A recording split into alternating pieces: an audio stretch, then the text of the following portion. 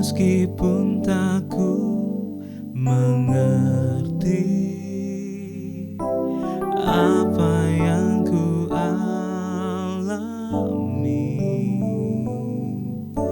namun ku yakin Tuhan punya rancangan terbaik. Pertolonganku datang darimu, Yesus yang ku percaya. Yang tak mungkin bagiku,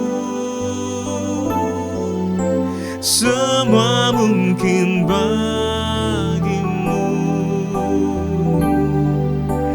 Hanya Engkaulah jawaban hidupku.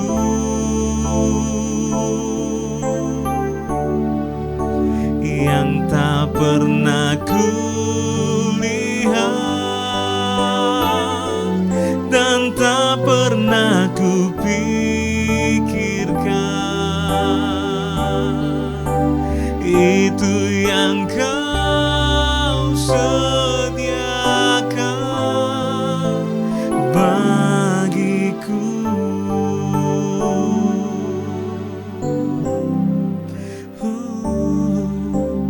Meskipun tak ku mengerti apa yang ku alami, namun ku yakin Tuhan punya rancangan terbaik. Pertolonganku datang darimu, Yesus yang ku percaya. Yang tak mungkin bagiku, semua mungkin bagimu. Hanya Engkaulah jawaban hidupku.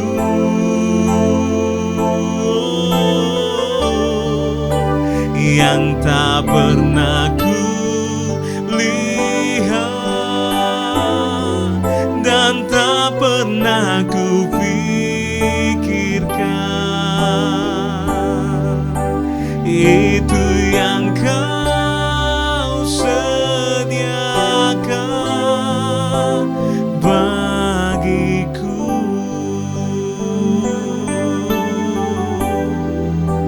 Itu yang Kau sediakan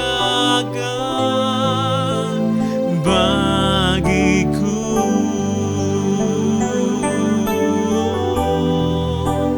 Itu yang Kau sediakan bagiku.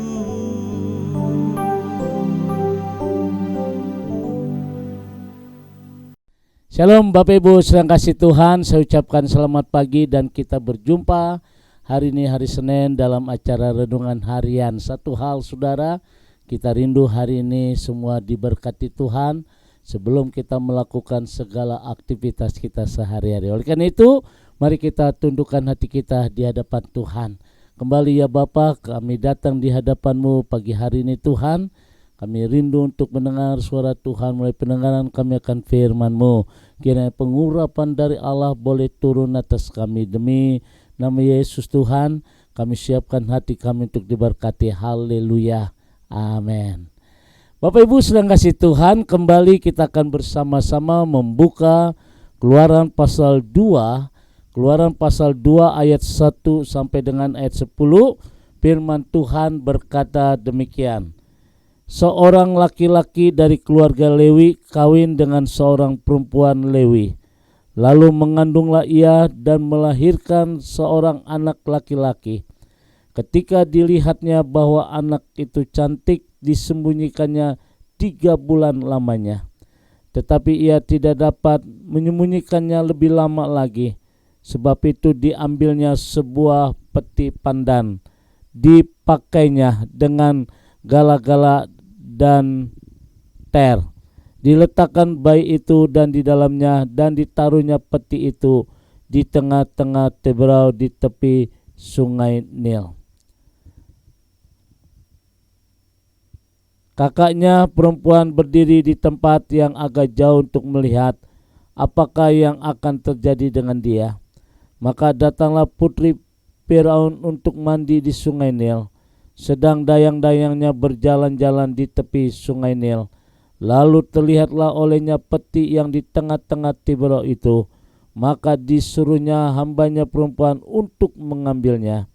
Ketika dibuka dilihatnya bayi itu, dan ditampaklah anak itu menangis, sehingga belas kasihan ia kepadanya dan berkata, tentulah ini bayi orang Ibrani. Lalu bertanyalah kakak anak itu kepada putri Firaun, akan kupanggilkan bagi tuan putri seorang inang yang menyusu dari perempuan Ibrani untuk menyusukan bayi itu bagi tuan putri. Sahut putri Firaun kepadanya, baiklah. Lalu pergilah gadis itu memanggil ibu bayi itu. Maka berkatalah putri Firaun kepada ibu itu, bawalah bayi itu dan susukanlah dia bagiku, maka aku akan memberi upah kepadamu. Kemudian perempuan itu mengambil bayi itu dan menyusuinya. Ketika anak itu telah besar, dibawanyalah kepada putri Firaun yang mengangkatnya menjadi anaknya, dan menamainya Musa, sebab katanya, karena aku telah menarik dari air. Bapak Ibu saudara kasih Tuhan, hari ini saya akan berbicara tentang pentingnya iman di dalam keluarga. Iman menentukan banyak hal dalam hidup seseorang. Hidup kita sengsara atau hidup kita bahagia bukanlah tergantung dari orang lain. Bukanlah tergantung dari fasilitas, juga bukanlah tergantung dari uang. Namun semuanya itu bergantung dari iman kita. Selama kita memiliki iman, kita bisa menghadapi masalah apa saja, namun hidup kita tetap bahagia. Jadi dengan jelas bahwa iman akan menentukan banyak hal dalam hidup kita. Saudara yang dikasihi Tuhan,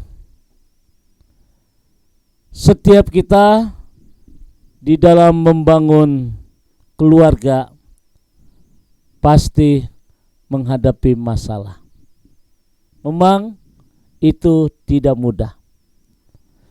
Masalah di dalam keluarga banyak sekali Bapak Ibu, khususnya di faktor ekonomi, faktor anak-anak, faktor keuangan, dan lain sebagainya. Namun saudara, ketika masalah itu datang, jangan pernah menyalahkan orang lain. Seringkali kita cari orang ketiga. Seringkali kita cari kambing hitam ketika sesuatu terjadi di dalam keluarga. Khususnya untuk masalah suami istri. Saya berharap hari ini kita harus menyadari ketika masalah itu datang, jangan pernah menyalahkan orang lain di dalam keluarga. Karena di dalam Alkitab tidak menceritakan ketika orang tua Musa tahu setiap anak laki-laki pada saat itu harus dibunuh, lalu mereka menyalahkan Fir'aun atau orang lain, melainkan mereka hanya memiliki iman, karena hanya dengan imanlah mereka dapat menghadapi masalah itu. Jadi orang tua Musa tidak menyalahkan Fir'aun karena bayi yang baru itu harus dibunuh. Tetapi apa yang dihadapi orang tua Musa dengan iman, itulah yang mereka punya. Karena dengan imanlah mereka dapat menghadapi masalah itu. Dan memang jelas akhirnya bayi Musa pun dapat diselamatkan dan kembali ke orang tuanya. Dapat bonus lagi Bapak Ibu. Bonusnya apa? Orang tua Musa diberikan pemasukan tambahan dari putri Fir'aun.